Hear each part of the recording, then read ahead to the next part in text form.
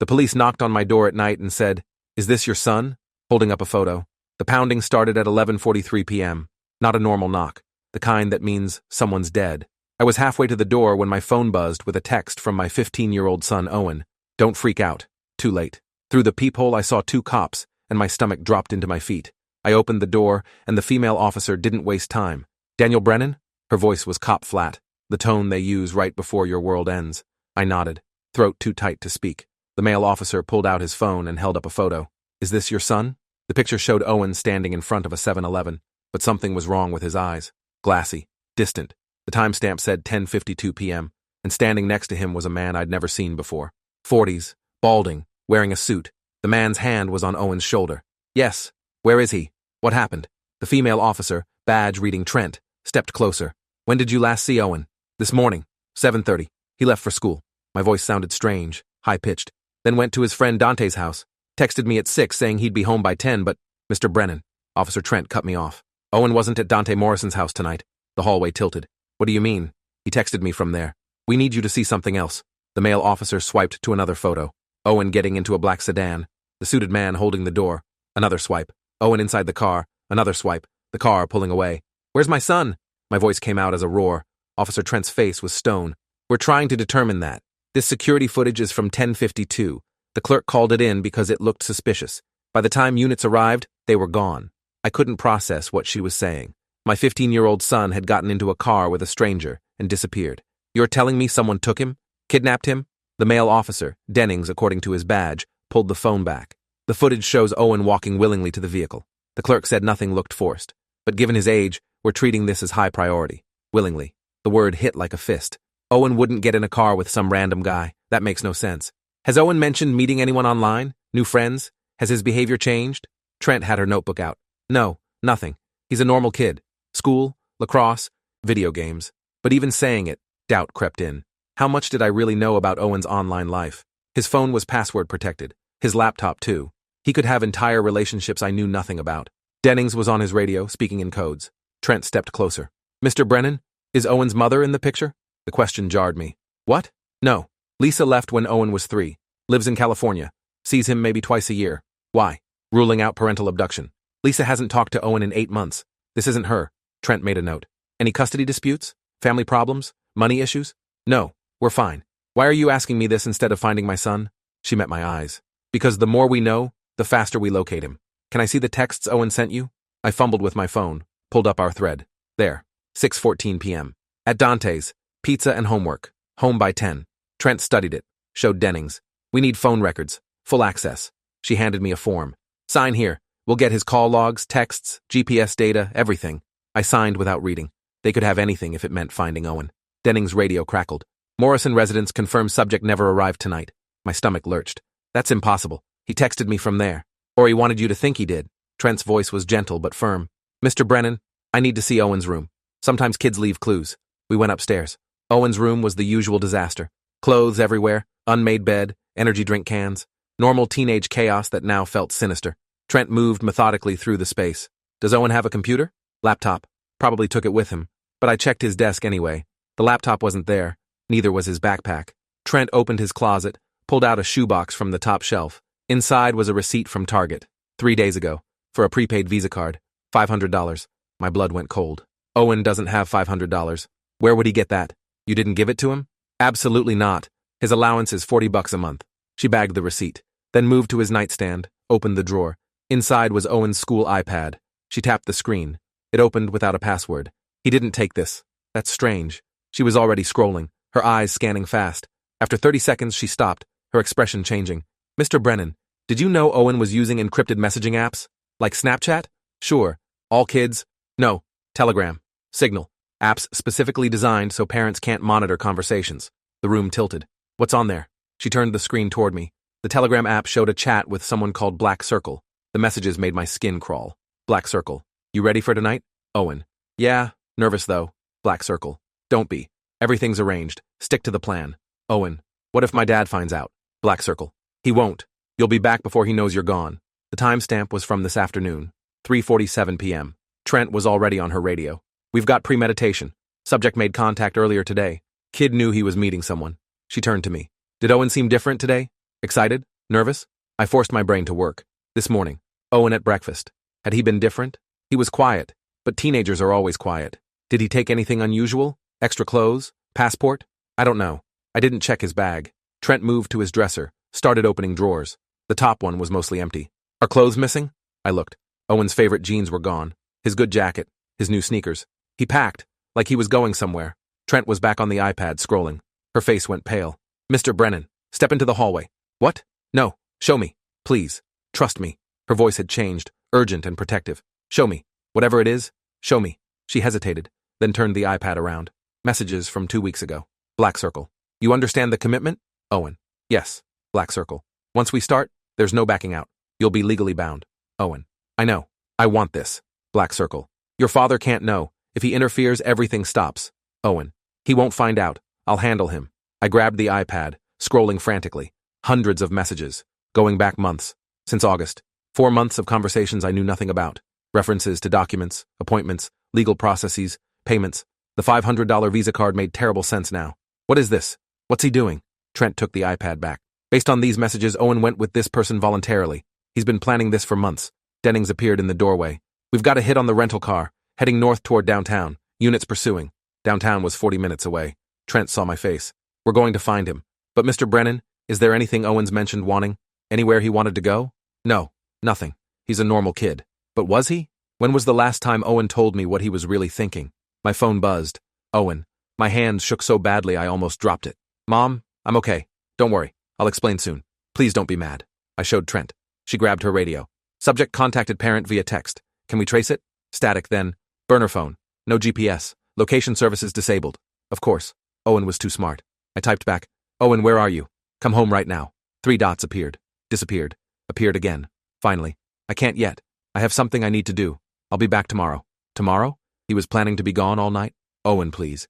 You're scaring me. Whatever this is, we can talk. Dots. Then, I'm safe. I promise. The man in the photo is helping me. This is something I have to do. You'll understand later. The man is helping me. Those words made me sick. I showed Trent. Dennings reappeared. Vehicle located. Parked outside a medical facility downtown. Units in position. Medical facility? What would Owen need there at midnight? Trent looked at me. We're going down there. You're coming with us. 10 minutes later, I was in the back of a cruiser, watching streetlights blur past. Trent coordinated on the radio. Building is a clinic. Closed to public but lights on inside. Checking permits now. Her radio crackled. Movement. Subject and minor exiting building. Subject carrying briefcase. Both walking to vehicle. Do not approach, Trent snapped. Let them get mobile. Safer stop that way. The cruiser accelerated. My stomach churned. We'd see Owen in minutes. Get answers. But the dread said those answers would destroy me. Dennings drove fast, lights off, weaving through traffic. ETA 2 minutes. My phone buzzed. Owen. Dad, something's about to happen. Police are going to stop us. Don't freak out. I'm not in danger. This was my choice. His choice? What choice? The cruiser slowed. Ahead, police vehicles created a roadblock. Lights blazed on, red and blue flooding the street. A black sedan approached. Stopped. Officers moved in, weapons drawn, shouting commands. The driver's door opened. The suited man stepped out, hands raised, completely calm. The passenger door opened. Owen got out. He looked fine. Not scared, not hurt, almost relieved. Officers approached. Owen said something, gestured at his pocket. An officer nodded. Owen pulled out his phone, showed the screen.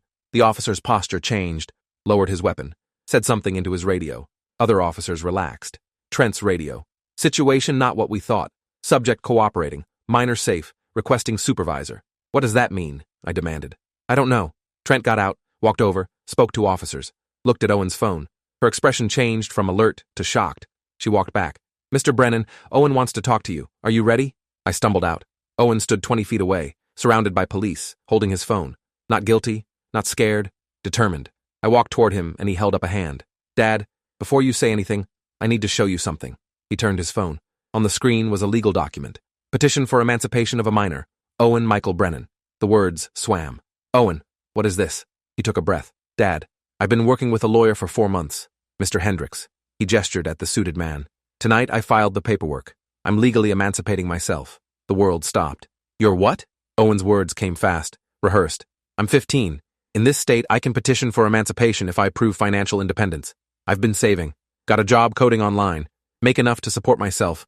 Mr. Hendricks helped me set everything up legally. I couldn't breathe. My son had been planning to leave me for months. The clinic? That's where I had to get a psychological evaluation. Required for emancipation. The psychologist certified I'm mentally stable. I passed. The hearing is next week. Why? The word came out broken. Why would you do this? Owen's face crumpled but held firm. Because I need control of my own life. You're 15. You're a child. I'm not a child. His voice rose. That's the point. I'm not a child, and you won't see that. You track my phone, read my texts, control everything. I can't breathe. I'm your father. You're supposed to trust me, but you don't. Officer Trent stepped between us. Mr. Brennan, I've reviewed the documentation. Owen hasn't broken laws. Emancipation is legal. He's following proper channels. He's 15. I'm never going to be what you want, Owen shouted. Don't you get that? I need to be free to make my own choices. What choices could possibly be worth leaving your family? Owen looked at me for a long moment. Then quietly, I'm transgender, Dad. The street went silent. What? Owen's face was set. I'm transgender. I'm a girl. I've known for 2 years. I tried to tell you 6 times, and every time you shut me down or changed the subject or said it was a phase. I can't live as a boy anymore. I'm dying inside. I stared at him. At her? At my child, who I suddenly didn't recognize. But you play lacrosse. You like video games. I'm a girl who likes lacrosse and video games. Owen's voice steadied. My name is Olivia. It has been for 6 months online. All my friends know. Dante knows. Everyone knows except you because you won't listen. Olivia. The name hit like a truck. The longer hair, the locked door, the baggy clothes, all the signs I'd missed. The $500? Clothes. Girl clothes. I keep them at Dante's. His mom lets me change there. I've been living as Olivia for 6 months everywhere except home. The messages about documents? Letters from teachers supporting emancipation, medical records, bank statements, everything the court needs. Mr. Hendricks stepped forward. Mr. Brennan, Olivia has been one of the most mature clients I've worked with. The emancipation isn't about you being a bad parent. It's about Olivia needing legal autonomy to make medical decisions you're not willing to authorize. Medical decisions? The word strangled in my throat.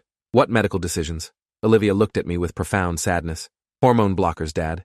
That's what tonight was about. The clinic appointment. I'm getting a prescription. But I need parental consent or legal emancipation. You've made it clear you won't consent. So I had to do this. Everything clicked. The months of planning. The lawyer. The secret life. My child had gone to extraordinary lengths to become who she needed to be because I'd been too blind to see it. I sank to my knees on the cold asphalt. Owen. Olivia. Olivia. I looked up at her. At this stranger who was my child. I didn't know. I tried to tell you, Dad. So many times. She was crying.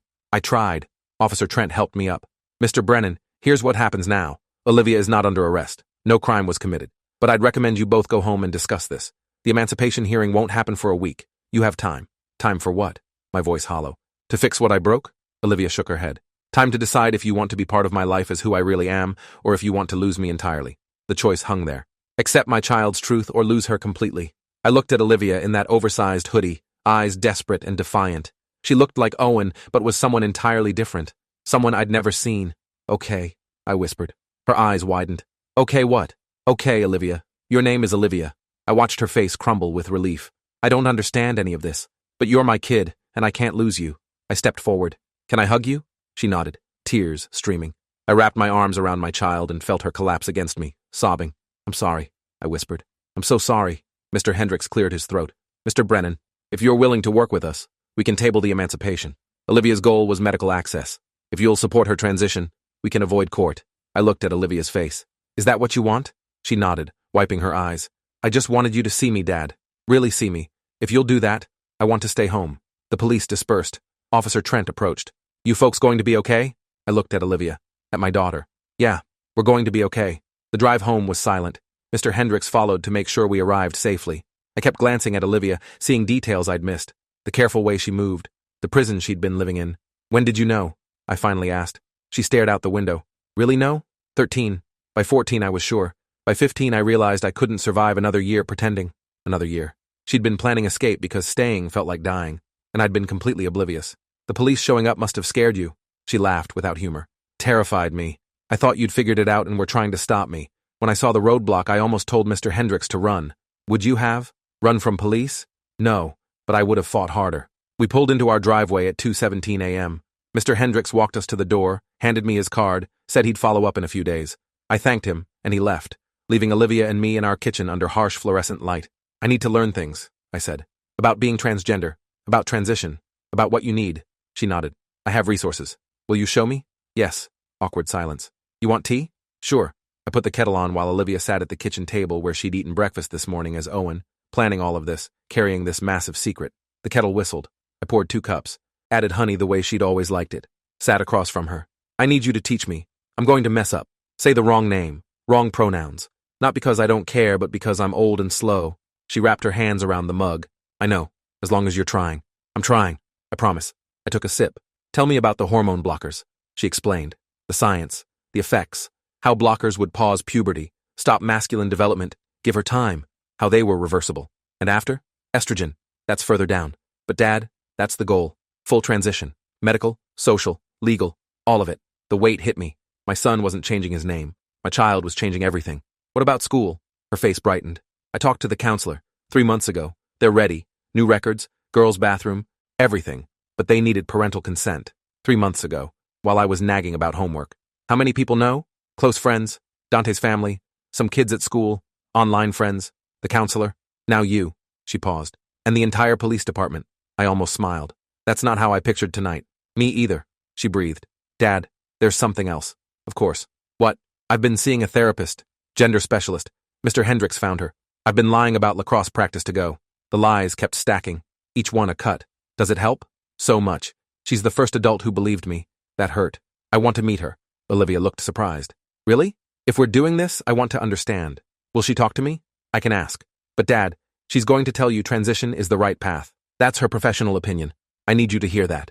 And if I can't? The question hung. Olivia's face hardened. Then we go back to emancipation. I'm not negotiating my existence. Fair. Brutal, but fair. We sat in silence. Finally I said, tell me about Olivia. Who is she? My daughter's face transformed. She smiled genuinely. She's creative, likes art and writing, wants to study graphic design, still into lacrosse and video games, likes her hair long, wants to wear dresses sometimes but also hoodies, still figuring it out. Does she still like my terrible pancakes? She laughed. Yes, that didn't change. Good. I can work with that. We finished our tea. Nearly 3 a.m. Exhausted. You should sleep, I said. She nodded but didn't move. Dad? Yeah? Thank you for not fighting this. It's everything, I admitted. But you're everything. So, she stood, hesitated, then hugged me, tight and desperate. I love you, Dad. I love you too, Olivia. The name felt strange but not wrong. Good night. Good night. She went upstairs. I sat alone thinking about the boy I'd raised who was actually a girl I'd never met. All the signs I'd missed. All the times she'd tried. My phone buzzed. Mr. Hendricks, thank you for being open. Many parents aren't. Olivia is lucky. Here are resources for parents of transgender youth. Links, articles, support groups. I opened the first.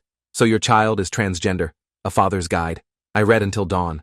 When Olivia came down at 8, I was still there, laptop open, surrounded by printouts. She stopped. Did you sleep? No. I was learning. I turned to the laptop. Her eyes filled. Dad, I made a list of questions. But first, breakfast. Pancakes? We only have pancakes on Sundays. We're making new rules today. I stood. Also, your clothes at Dante's house. We should bring them home. This is your home. You shouldn't hide pieces of yourself. She started crying. Really? Really. And this weekend, if you want, we can go shopping. I don't know anything about girls' fashion, but I can learn. I'd like that. We made pancakes together. I used the right name. It got easier each time. Not natural, but easier. The doorbell rang at 9. Dante and his mom, Rebecca, both looking worried. We heard what happened. Is everyone okay? I let them in. Dante went to Olivia immediately. Your dad knows? Yeah, everything. And you're staying? Not doing emancipation? Olivia looked at me. I'm staying. Dante grinned. Good. Your dad's cool once he pulls his head out of his ass. Dante! Rebecca smacked him. Sorry, Mr. Brennan. I laughed. No, he's right. Rebecca pulled me aside. I've known for 6 months. She made me promise not to tell. It killed me, watching her struggle. But it wasn't my secret. You let her keep clothes at your house, and helped with makeup, talked her through panic attacks. Someone had to. She looked serious. Olivia is one of the bravest kids I've met. She's been doing this alone because she was terrified you'd reject her. Please don't prove her right. I won't. I can't promise perfect, but I won't abandon her. Rebecca nodded. That's all she needs. Just show up. They left after an hour. Olivia and I spent the day together. Really together. Maybe for the first time in years. She showed me her profiles where she was already Olivia. The girl clothes she'd been buying. YouTube channels about transition. The girl she'd been becoming. That night I couldn't sleep, thinking about the officer asking, "Is this your son?" And how my answer should have been, "That's my daughter. I just didn't know it yet." The emancipation petition was withdrawn Friday. Mr. Hendricks called to confirm. Monday, Olivia met with the school counselor. Name change, pronoun change, bathroom access, everything official. She texted during lunch, "Everyone's being nice. 3 girls asked me to sit with them. Actual girlfriends. Dad, I'm sitting at the girls' table." I cried reading that. Cried thinking she'd been eating alone for months while I thought everything was fine. That week we met Dr. Park. the gender therapist, kind and matter-of-fact, treating Olivia's identity as obvious truth. She gave me resources, answered terrified questions, said the same thing repeatedly. The best predictor of positive outcomes is family support. You being here matters more than you know. Family therapy started. Processing lies, hurt, fear, learning communication, trust, how to be parent and child when everything nearly broke. Not easy. I messed up pronouns constantly the first month. Called her Owen daily. Each time I'd apologize, correct myself. She'd say it was okay, but I saw it hurt. Slowly, painfully, Olivia became default. Owen became memory. By November, 3 months after that terrible night, Olivia started hormone blockers. She cried, taking the first pill. I cried with her because this was real now, irreversible in ways that terrified me, but mattered to her. Thank you, she whispered, for letting me be me. Thank you for not giving up on me, I said back. December brought the winter concert. Olivia performed with girls' choir, wearing a dress for the first time publicly. I sat in the audience watching my daughter sing, watching her face glow, watching her be herself, and felt crushing pride mixed with grief. Pride for her courage, grief for lost time. After the concert, another parent approached. Your daughter has a beautiful voice. Thank you, I replied automatically, then realized. Your daughter. I'd said it without hesitation. The parent walked away, and I stood there feeling like I'd crossed some invisible line. That night, Olivia asked if we could take down old photos, the ones showing Owen, replace them with new ones. I don't want to erase that person, but I don't want to see him on the wall every day. We spent the evening sorting photos. Some made us cry. Baby pictures, toddler years, gap-toothed school photos, all showing a child I thought I knew. Do you miss him? She asked quietly. Owen? I considered carefully. I miss thinking I understood you. Miss the simplicity of believing I had a son following the path I imagined. But miss Owen? No. Owen was you in disguise. I like knowing the real you better. She hugged me tight. Good answer. We hung new photos, recent ones. Olivia at school, with friends, being herself. The walls looked different, better, honest. Christmas was complicated. Lisa, Olivia's mother, called 2 days before. I had to explain everything. The transition, new name, pronouns. She took it badly. This is your fault. You're enabling mental illness. First, Olivia is not ill. Second, she's your daughter whether you accept it. Third, I'm not calling unless you can respect her. I hung up. Felt good. When I told Olivia, she shrugged. I figured. She barely knows me anyway. But I saw it hurt. Her mother rejected her truth. My opinion matters though, right? Your opinion matters most. Because you're the parent who showed up. We had Christmas just us two. Small. Quiet. I gave her a necklace, delicate chain with Olivia in cursive. She cried. Put it on immediately. Hasn't taken it off. She gave me a card she'd made. Thank you for seeing me. Thank you for staying. Thank you for being brave enough to change. This year was hard, but you saved my life. Love, Olivia. P.S. You're a really good dad even when you screw up. I kept that card. Still have it. When things get hard, I read it and remember that night, police knocked thinking I was losing my son, not knowing I was finding my daughter. It's March now. 6 months since that Thursday. Olivia is thriving. Better grades. Better mood. Real friends who know her as Olivia. Planning to start estrogen next year at 16. Taking it step by step. Together. Last week she asked if I'd come to her school's LGBT plus group, parent-student event. I said yes. We sat with a dozen families, all navigating similar journeys. Some parents accepting from the start. Others, like me, fought then surrendered. One mother stood up, told how her child attempted suicide before coming out, how close she came to losing them. She cried about wishing she'd known sooner, paid attention, been the safe person. I thought about Olivia planning emancipation in secret, how close I came to losing her. When my turn came, I told the truth. I didn't know. Should have, but didn't. My daughter tried telling me and I didn't listen. She had to hire a lawyer and plan to legally separate before I hurt her. I'm not a hero. I'm the obstacle she had to overcome. Olivia squeezed my hand. I continued. But here's what I learned. It's not about being perfect. It's about being willing to change, admitting you were wrong, choosing your child over expectations, showing up when it's uncomfortable and terrifying. I looked at Olivia. My daughter is the bravest person I know. She knew who she was when the world said she was wrong. She fought for herself when no one would. She gave me a second chance I didn't deserve. Now my job is being worthy of that chance, being the parent she needed all along. Other families nodded. Some cried. After, 3 parents approached asking questions, struggling with their own children's transitions. I gave them Dr. Park's number, resources that helped, said what Rebecca told me, just show up, that's all they need. Driving home, Olivia said, I'm proud of you, Dad. For what? Being honest? Admitting you messed up? A lot of parents can't. I messed up big. Still am, probably. Yeah, but you're trying. That matters. She looked out the window. Do you ever regret it? Finding out? Sometimes I wonder if you wish you could go back to not knowing. I thought about that night. The knock, the officers, the photo, the terror of thinking I'd lost my son, the shock of learning I had a daughter. No, I don't regret knowing. I regret not knowing sooner. Regret wasted time. But knowing you, really knowing you, that's the best thing that happened to me. Even though it was hard, especially because it was hard. Easy things don't teach you anything. We pulled into our driveway. Home. Together. Hey, Dad? Yeah? That night with police, when they asked if Owen was your son.